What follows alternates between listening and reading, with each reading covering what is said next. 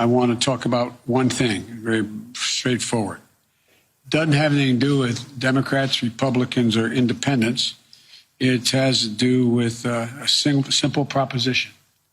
Every single American should be wearing a mask when they're outside for the next 3 months at a minimum. Every governor should mandate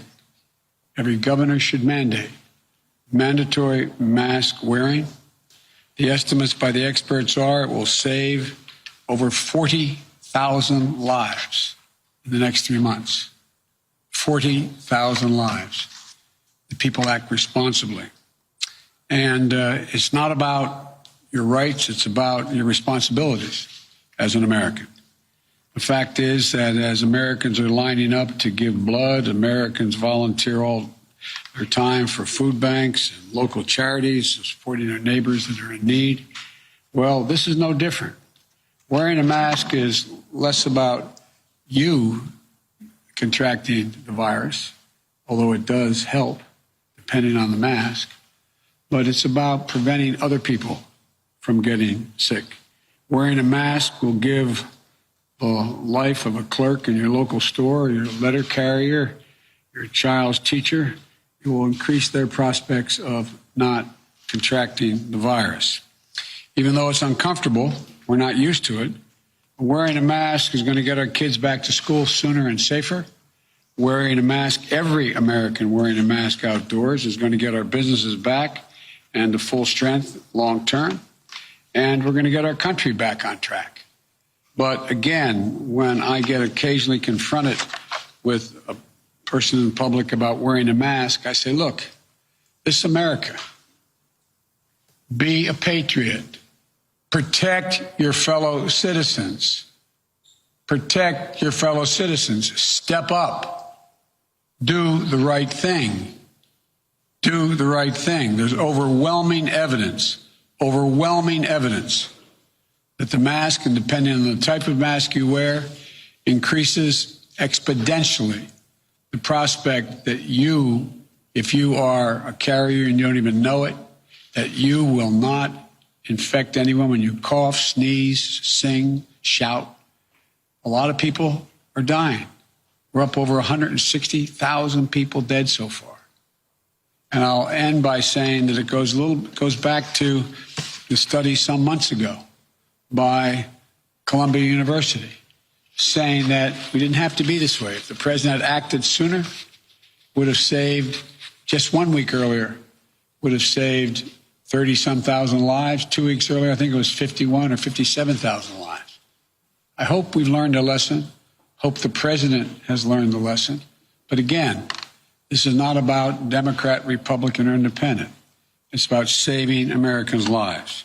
So let's institute a mask mandate nationwide, starting immediately, and we will save lives. The estimates are we'll save over 40,000 lives in the next 3 months if that is done. Now let me turn it over to my colleague and running mate. She has a few comments to make.